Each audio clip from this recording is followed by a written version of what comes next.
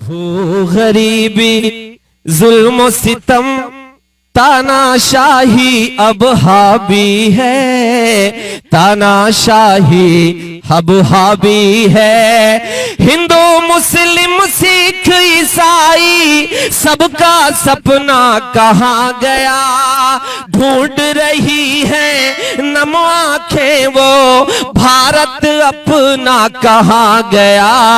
भू गरीबी कौन सा भारत? मैं बनारस की सरजमीन पर एक शेर पढ़ रहा हूं। शाद भाई, अगर मैंने कहीं ना कहीं आप सबकी विरासत को आगे बढ़ाया है, आप सबने जो तहजीब दी है अगर उसको आगे बढ़ाया है, तो दुआएं चाहता हूं कि ढूंढ रही है नम आंखें वो भारत अपना कहाँ गया, भारत अपना कहाँ गया। कौन सा भारत? सुनिएगा कि जिस भारत की मिट्टी में आबे गंगा की अजमत थी, जिस भारत के सीने में हर एक की खातिर चाहत थी, जिस भारत के घर की जीनत मरियम अजमत सीता थी, जिस भारत के दिल में कुरान और होठों पर गीता थे,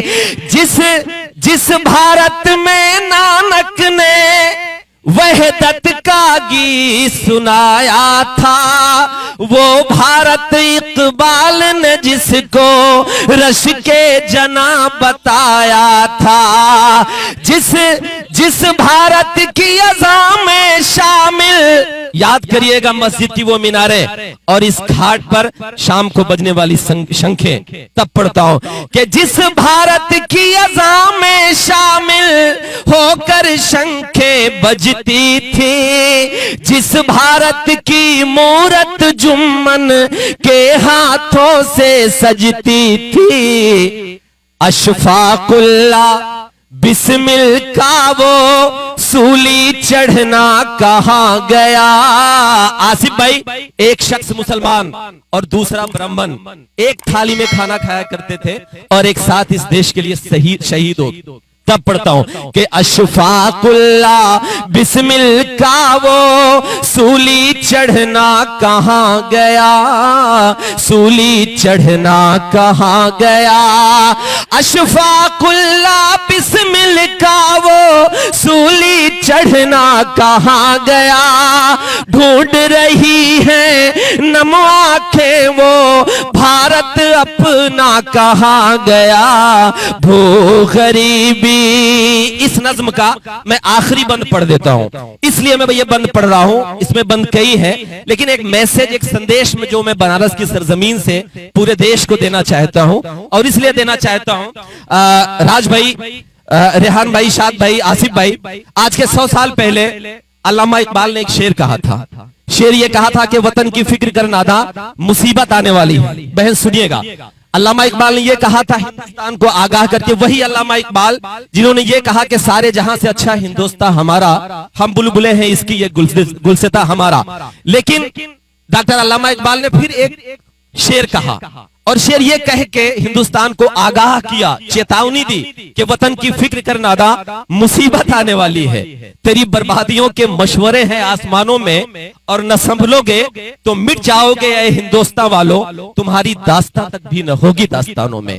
तब मैं बहुत छोटा कलमकार हूं, मेरी हैसियत नहीं है कि डॉक्टर अल्लामा इकबाल की बात को आगे बढ़ाऊं, लेकिन एक तालिबे इल्म होने के नाते आपसे हाथ जोड़ के इस बंद में एक गुजारिश करता हूं, एक विनती करता हूं देश के हर उस हिंदू मुसलमान से, हर उस सिख ईसाई से मैं एक गुजारिश करता हूं, और गुजारिश ये कर रहा हूं कि ढूंढ रही है नम आंखें वो भारत अपना कहाँ गया, भारत अपना कहाँ गया। अब सुनिएगा कि खून में डूबा मंजर देश की, चीख न बन जाए एक दिन, ये अपनी तहजीब कहीं तारीख न बन जाए एक दिन। मंदिर मस्जिद के झगड़ों में यूं ही गरबट जाएंगे। अब सुनना इस नौजवान की बात कि मंदिर मस्जिद के झगड़ों में यूं ही कर बट जाएंगे, धीरे धीरे हम इतिहास के पन्नों से मिट जाएंगे, धीरे धीरे हम इतिहास के पन्नों से मिट जाएंगे। तब इस टूटे बिखरे मुल्क का नाम बताओ क्या दोगे, आने वाली नस्लों को पैगाम बताओ क्या दोगे।